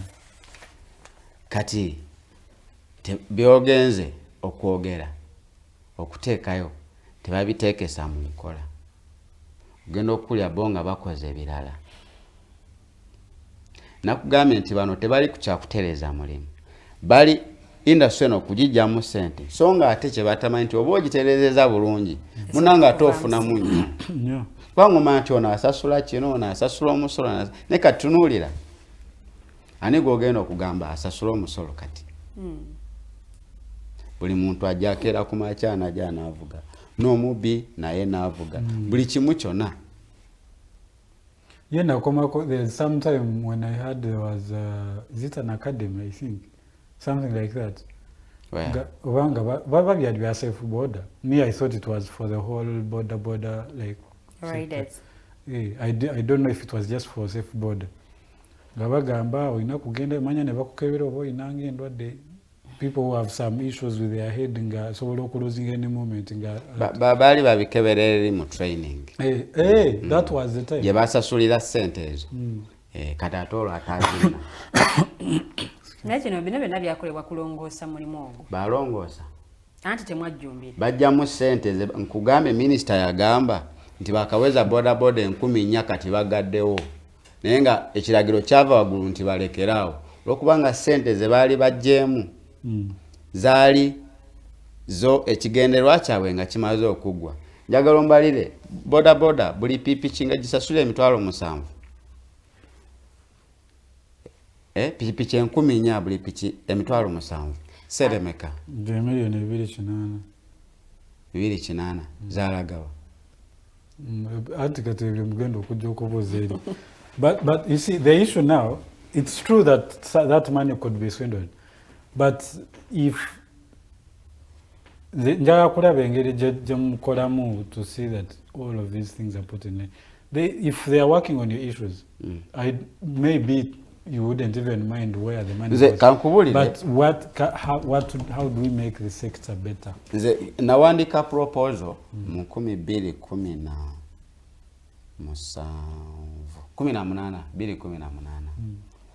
Nembagamba nti twandibaddenga at least pikipiki buli gye baleeta wano batekamu ka GPRS. Kati GPRS eyo nga bateekawo control system. Esobola okubeera mu poliisi oba wo bona bagadde ogiteeka nga yeyo commanding center. Kati commanding center eyo nga abatula ku kamera bamontaringa epiki ezo tewali kwebaka. Because that time waliwo obumenyi bw'amateeka bungi nnyo. 2010 kitata n'ebyo ebirala ebyalimu kuba be basinga okukola ebyo ebintu. Nembagamba nti kati oli atuula wali owa ku kamera teyeebaka. Bw'akoowa nga lirivinga munne ng'awamu omulala mpaka 24 hours. Kubanga ate n'ebyo ebifo nembiraga kubanga twalina black spots. Nembalaga nti wano twalinawo kino, wano waliwo kino, wano waliwo kino, wano waliwo kino. kati waliwo abakulu be nali nkolegana nabo bali omu yali wa polisi omulala bajja nze bankubira nabo kuyisimu nze nali simanyi ne bajja gyendi kati ngenda okuli omulala nga bamuwa obutwa yafa babamuzika naludda wasimanyi bankubira simu nti gundi bamuwadde obutwa yafa omulala ye yafa. It was a natural cause, natural death. Kakati report eyo ne bangamba report nungi ne tegenda kukola because government terina sente.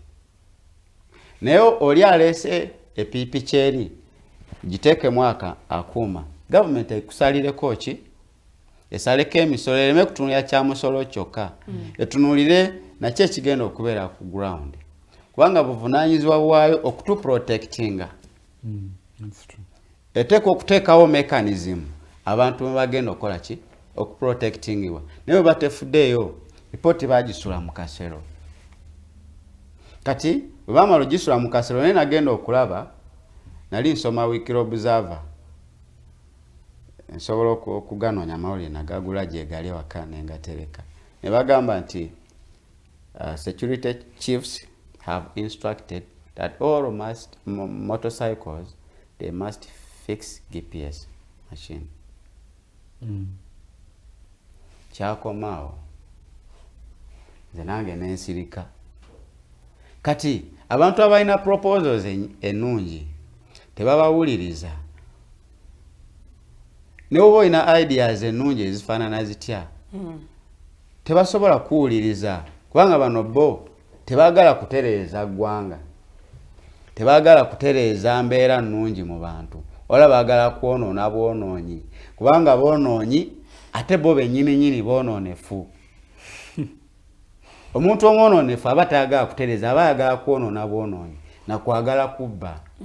Kyovala ebizibu bye tulina wano olaba amakubo galimu ebinnya oŋŋambyeko omumbejja nti bali basimbye ebitooke kati lwaki tubeera n'ebinnya mu gundi mu makubo so nga bano abajja okusaba contract ne bazibawa ate bano babalyako ssente oli okurecommendinga nti bano omutuufu bamuwe contract alina experience bweti ono akurecommendinza akutereddeko omukono akujjako ssente abeera mu gavumenti bakuwadde emitwalo 10 sente ze ziri mu budget ze zigenda okukola ekkubo mpa kyakulabirako nze ompaako mmeka njagalako emitwalo 4 kale emitwalo 6 isigalawo naye nosasula abakozi ogula materials ogenda okulaba oluguudo ng'akoze substandard kati oluguudo luba substandard esente ziri nga ze baayisa ze baateeka mu budget singa zaakola zonna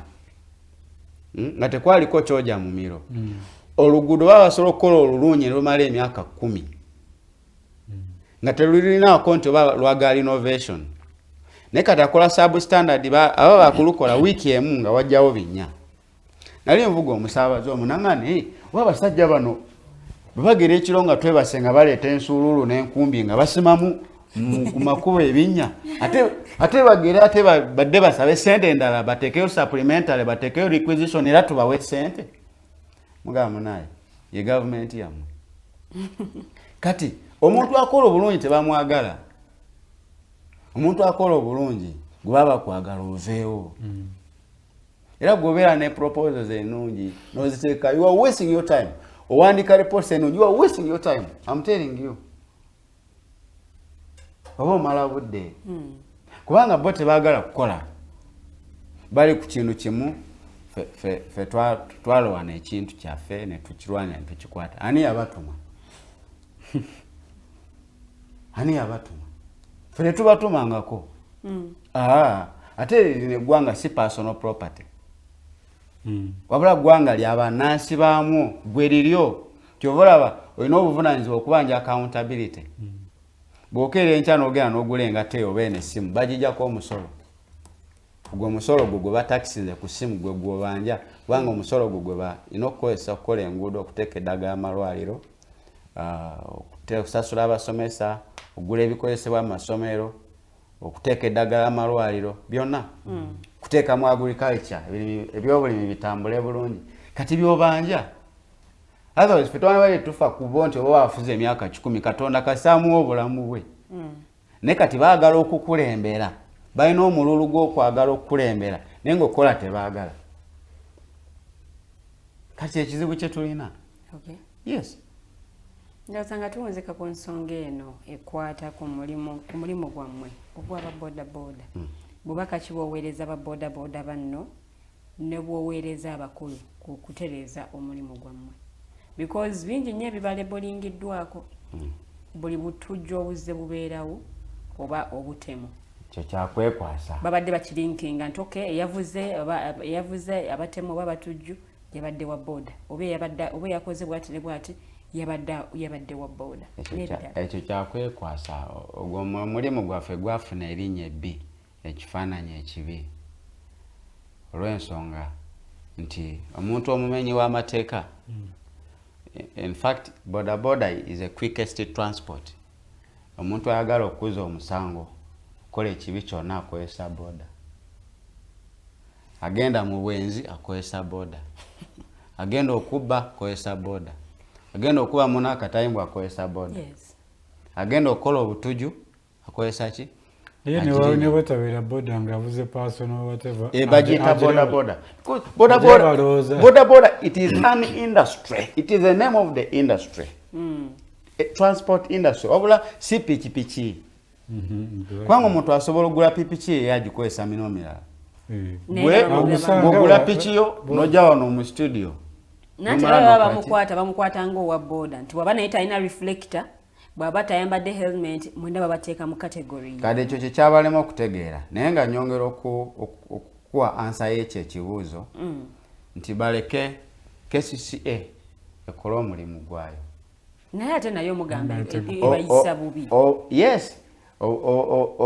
Obuvunaanyizibwa obusookera ddala KCCA be balandiroodi b'ekibuga be balina okutereeza n'okuteekateeka emirimu gyonna egikolebwa mu kibuga. Yes. Twalonda abakulembeze baffe ku lukiiko lwa KCCA kuva ku Lord Mayor ne bakansalas tubalina fe tubawa views zaffe naye kati balibo tebaagala kukola ki kubawuliriza.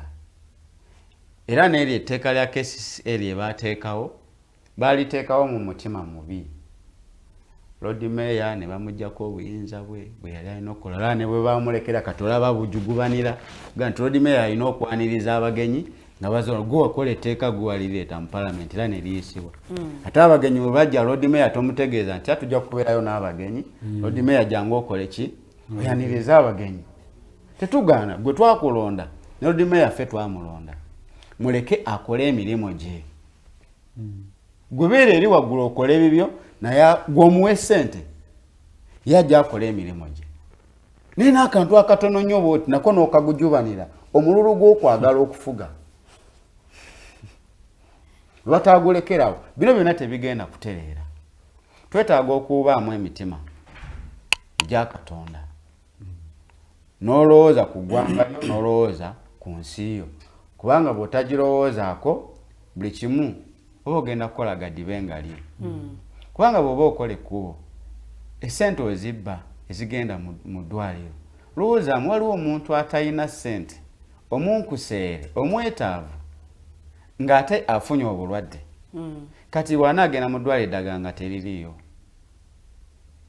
Owa boda boda alwadde ate ssente gw'ozimuggyako buli lunaku piki bw'ogikwata ng'ogitwala mitwalo 10 breakdown ya mitwalo 2. Baba yakagijjayo bw'atuukawo nga n'omulala amukwata era nga bakola ekintu kyekimu.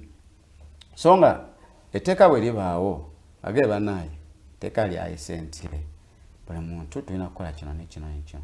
Ate ne tubasomesa etteeka eryo ne balimanya. Kubanga ffe buvunaanyizibwa baffe abakulembeze okusomesa abo abatamanyi tubayigirize. Kati bo tebateekawo ogwo mwagaanya. Baagala ekintu kimu kufuga na kubba. Kufuga na kubba. Kyobala buli kintu kyonna kiri stagnant kati. Neku nga bumaliza this whole issue altogether. Ogereko namo aba boda obuta respecting the traffic rules. ekyo kituufu basala ku bitaala by'Ejjinja Road awo n'ogamba ekyo kimbuuziza ngenda kuzzaayo eri eka nze newe ekyokulabirako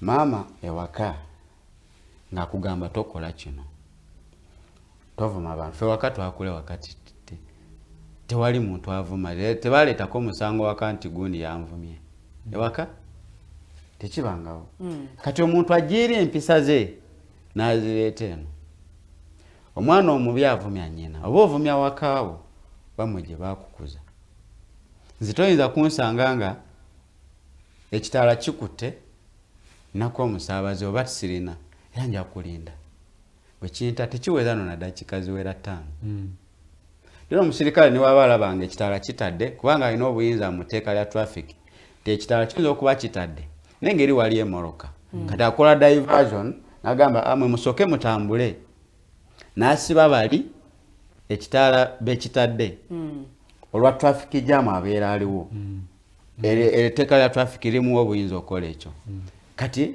zino nisobola okutambula n'akiriyalinga mwina ne musobola okukola ki okubeera obulungi era at the end of the day buli omu ajja tuuka buli omu abajja tuuka gy'alaga naye kati owa traffic agamba emirira ate gw'ogenda n'kifuba bakutomedde ate sente zigenda okujjanjaba ddagala lya gavumenti kuba bajja kukutwala mulago ate nayo teririiyo ng'ogenda kufa kuba dokita yajja kukola kyalina okukola ajja kukuwandiikira prescription bamala ogikuwandiikira gagenda mu fast pharmacy wandegera oba genda mu desire pharmacy oba wa plus medic wandegera ng'ogenda ng'ogula ate ezo pharmacy zaabwe zaaba bali mu gavumenti zaabwe bo badira esente ze bane badde bagulamu eddagala ne bateeka amalwaliro ga gavumenti ne bakolamu private pharmacies kati gw'ova wali emulago n'okkirira n'ogulayo sente zigenda waabwe kati ogenda okulaba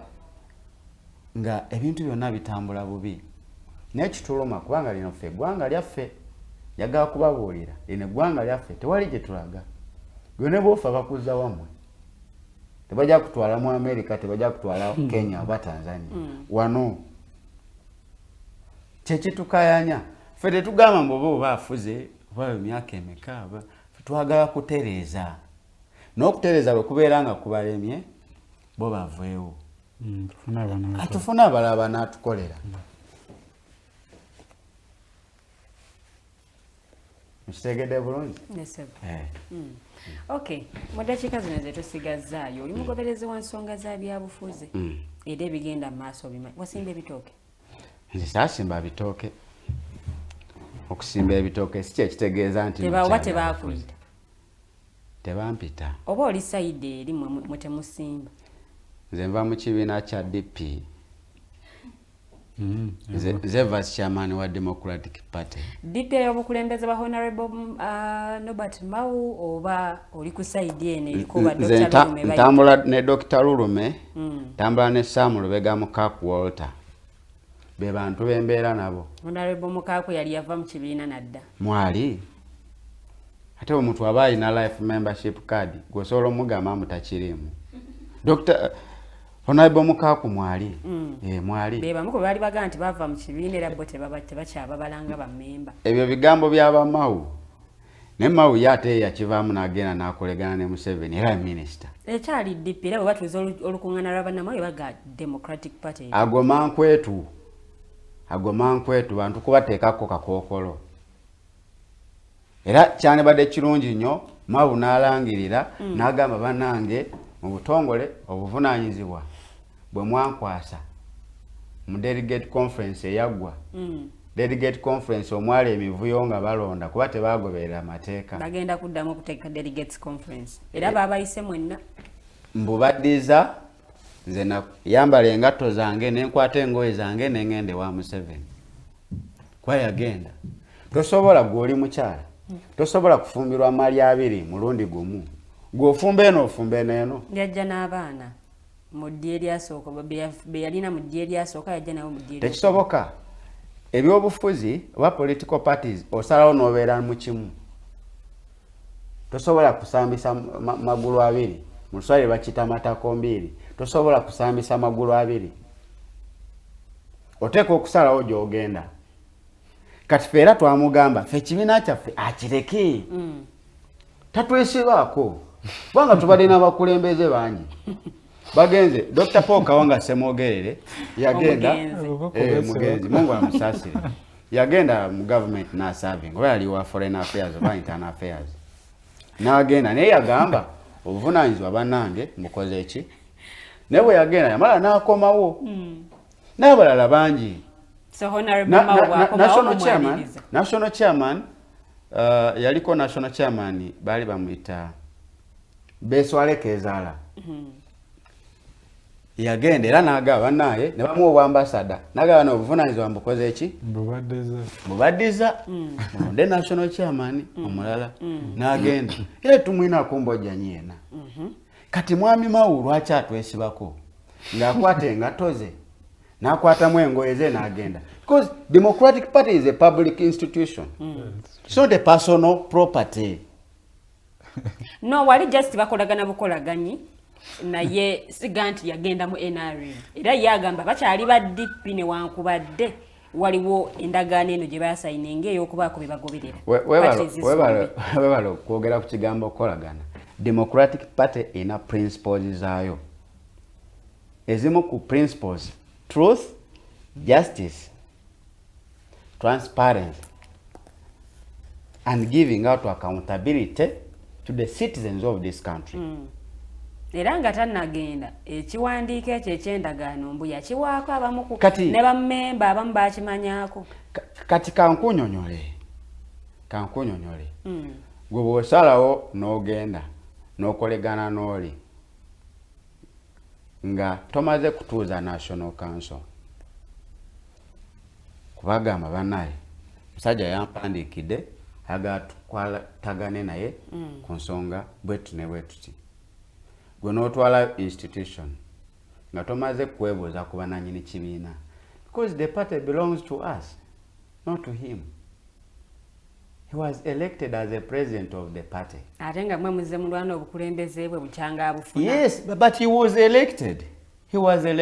Kati nga bw'olaba Museveni samuwa akalulu kange nze saamulonda naye ye president era muwa ekitiibwa nga president w'eggwanga. Yes, but Honorable Norbert Mao kino kyalemeddeko era ffe tugamba ffe kye tuli mukola. Let me tell you, for us we are mobilizing the ground.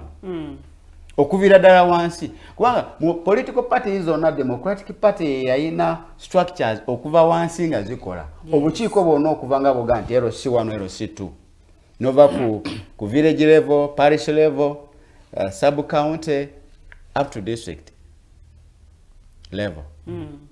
Kati Honorable Norbert Mao fatubuulire ekino uwa yatuuza National Council nemu obuyinza resolution bazitulage ezayisibwa mu National Council nga zisalawo okugenda muki ogenda okukolegana ne Mwami Museveni.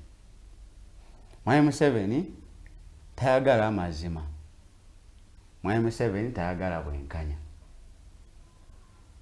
Ebyo tabyagala. Era gwe bwogezaako okwogera ku ebyo ebintu gwe ofuuse mulabe we gyali. Oba ofuuse mulabe olunaku lumu era naye buli omu akimanyi nali wano mpuliriza Professor Kanyeyihamba yagamba nti Museveni yagamba nti gwe Besigye gwe byoyogera nti tutereeze kino nga muwabula ebyo tabyagala kubiwuliriza mbu mukazi we bwe yamugamba kati mukyala Museveni bwe yagamba first lady mukyala we oba first lady kale bye bimu bwe yagamba butayagala Museveni tayagala kuwuliriza ebyo mwebye mwogera musimanyi mumugamba oba umole oba atereze kinatereze tayagala advice tayagala kumuadvisinga kati abantu nga mmwe tabeetaaga n'ogenda okulaba ebintu bye bakola bikontana n'endowooza kubanga ffe tulina ideas ezaffe bwe twanebadde twagala eggwanga lyaffe likwatibwemu balina okutuwuliriza ffe bannannyini nsi bo twabalonda bw'olondebwa n'ofuuka omukulembeze olina okuwuliriza banno abakulonda naye kati President Museveni ekyali keeki alowooza ye ku famire ye kumacha mukazi we kawungeezi mwana we mutuntu mukodomi we buli kimu famire era yakugamba yembu ye talina gwe yeeguya kubanga tiwali yamuyambako yeye ng'omuntu bwemba timwina kakilipo ako nsobola okukabawo yagamba tiwali yamuyambako oba mugagga ye mugagga yagagawala kubanga yeekolera naye yakola ludawa yajja wano nga talina kaalina nga nezigule nga totazirina yalina entemeka kati ayina gwa miliyoni 3.3 alinga nsanvu fe twandyagadde oba kyetwagala fe kutukolera ate kati takyakoze nze nina emyaka 38 naye kumpi gyafugidde kati agenda kukola ddi ayina waliwo ebikoleddwa omwana akulema okuzaala mu buvubuka omuzaala embukadde waliwo ebyamagiro mukama byakola waliwo ekitasoboka era enkya NRMD ate yajja yeefuulafula si muntu mwesimbu kati ono yagenda okukolegana naye ng'omuntu ate personal level teyatwebuuzako mu mugundi mu kibiina kyaffe National Council tetuulangako bagenda tegeka delegates conference ate nga waliwo n'omusango guli mu kooti era nga ne structures z'ekibiina byonna omwo waliwo omusango guli mu kooti gwabasinga bonna nga bwe baabalonda okyakwate bagoberera amateeka ga DP nga balonda ate ne ssemateeka w'eggwanga ne bamumenya era ne bakola apiiru bo kati bakola apiiru kuki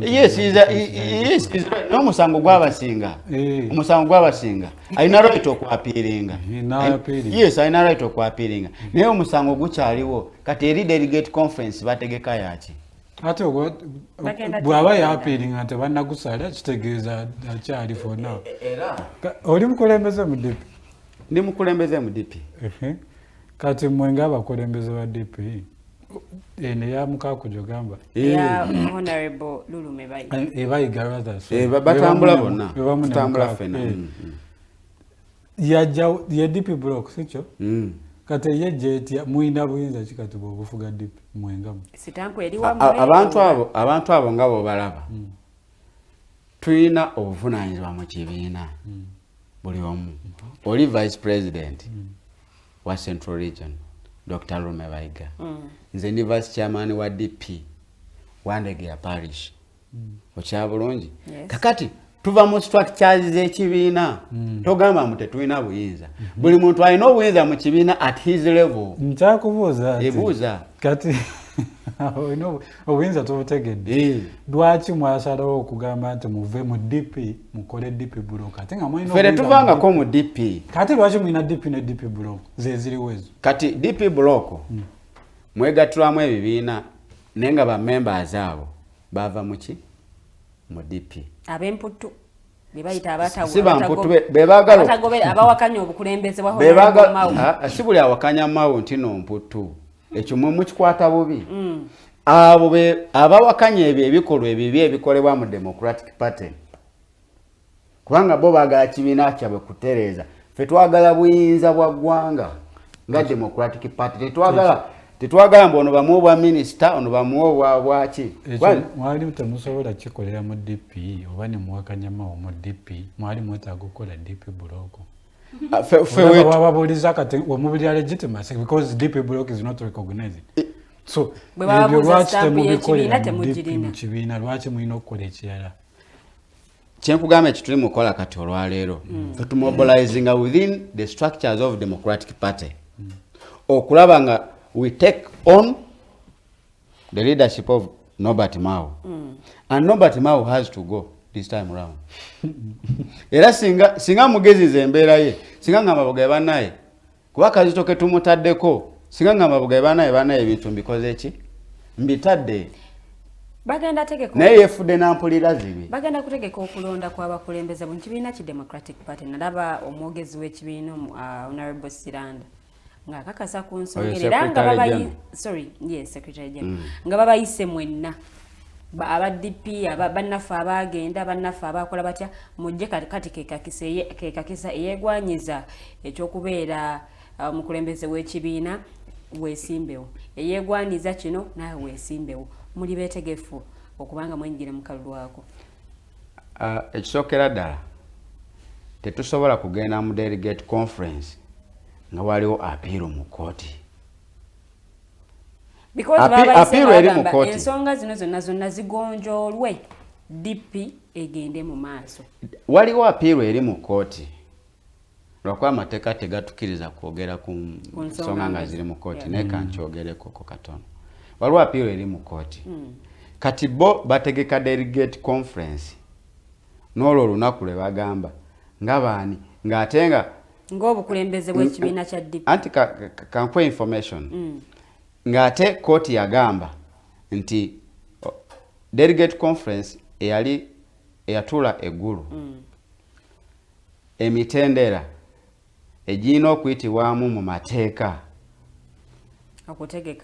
okutegeka okulonda okwo n'okulonda obukulembeze obwo tegyagobererwa ekisookera ddala ruling yagamba bweri ekisookera ddala enkola eno yali nkyamu amateeka ga Democratic Party gamenyebwa ne ssemateeka w'eggwanga the supreme law nagwo ne gakola ki ne gamenyebwa n'olwekyo omulamuzi n'agamba nti byonna ebyakolebwa mu delegate conference eyo byali biki byali bikyamu era tebyali mateeka kati gwe mu kutegeerako oba mu kulowoozakwo ekino bagamba nti kino tekiri mu mateeka kibeera ki kibeera kiramu kiba kifu kiba bwekiri kiba tekiriwo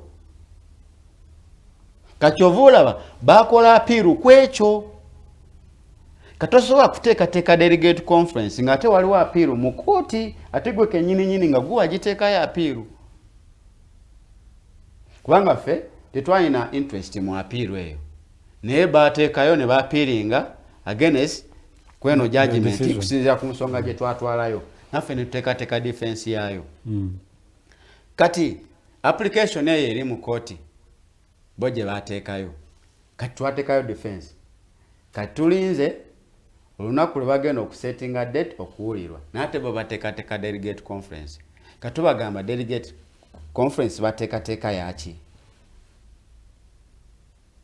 era bagiteekateeka nga baani bo Nobert Mao ne Siranda banakigwanyizi era twababuuza era tubabuuza ne kati buli lunaku tubabuuza buli ssaawa buli dakiika bw'oba wagenda okukolegana ne gavumenti ne Museveni Democratic Party nga public institution yafunamu oba efuniramu wa kubanga ina principles zaayo kwetambulira ffe tetukyusa omuye omuntu osobola okukyuka ne principles zo tezikyuka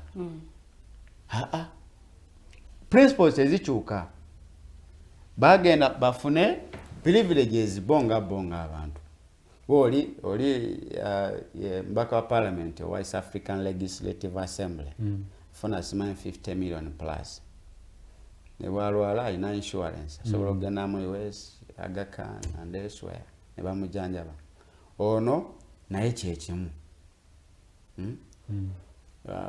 bafuna alina motoka emutambuza bamuwa buli kimu privilege ezo zonna baziina insurance cover kulamu bwe buli kimu kyonna akirina naye nabagambye nti mu gavumenti eno tosobola tebaagala muntu awabula kati Nobert Mao musajja mutegeevu nnyo naye amagezi ge tebayinza kukkiriza agajje eno mu DP atwale principles zaayo azibagambe bali baziteekese mu nkola ne zino electoral reforms ze mwawulira dali okusuggesting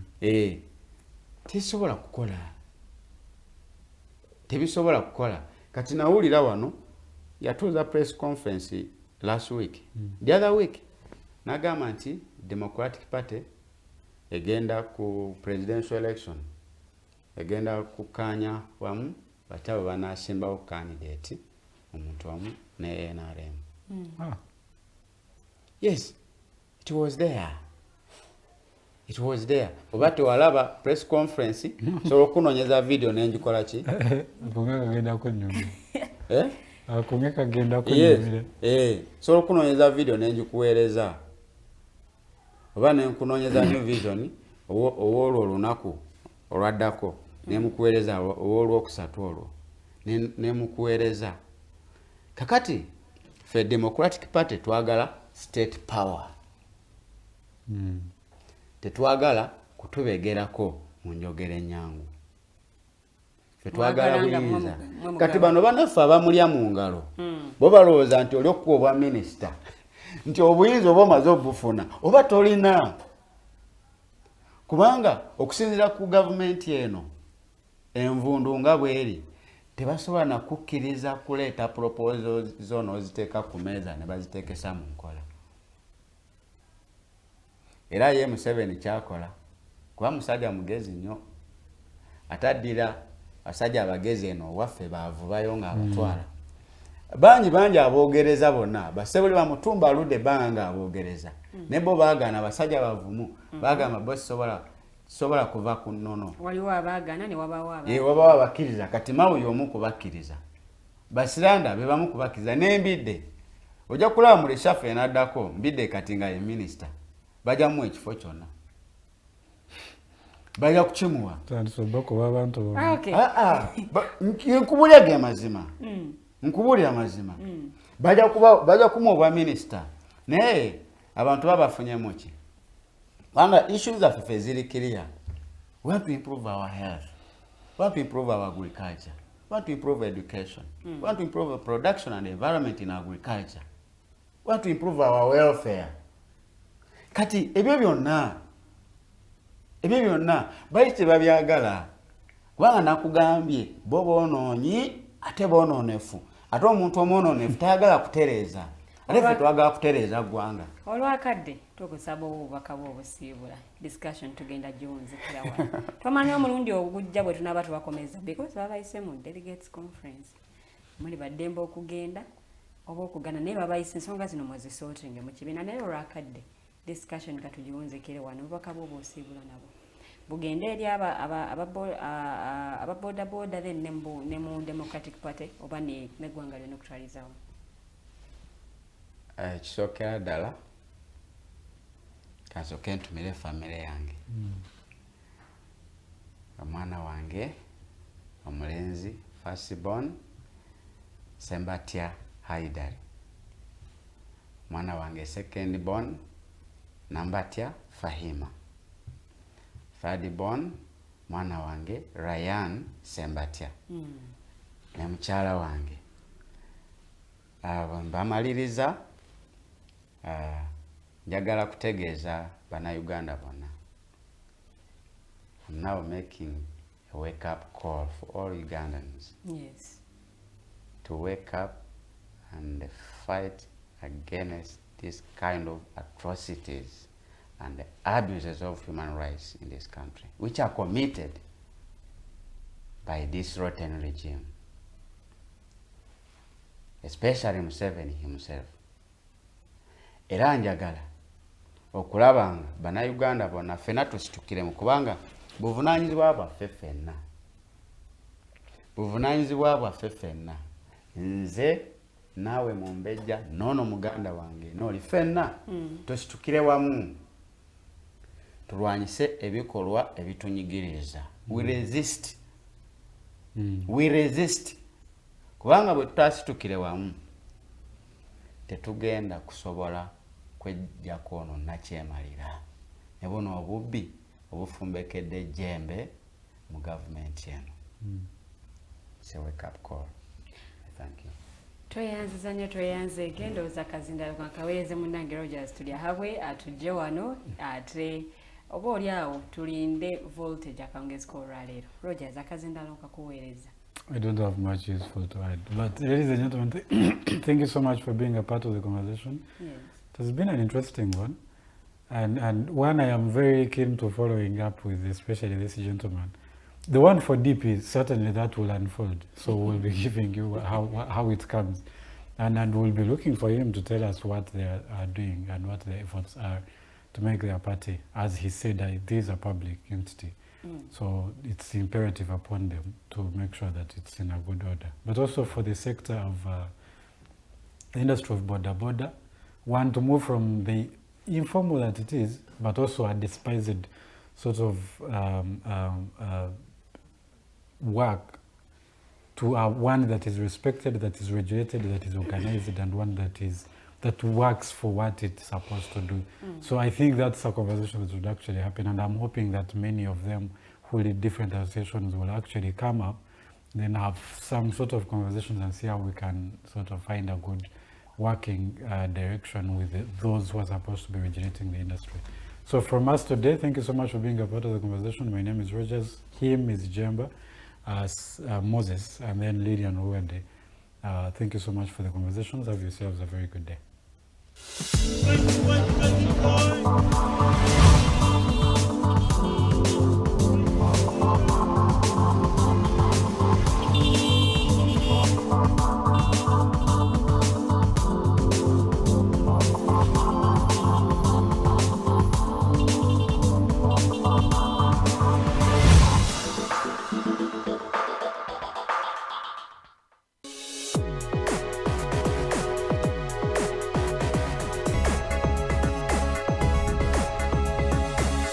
The Alternative Dig Talk. Real issues, real talk.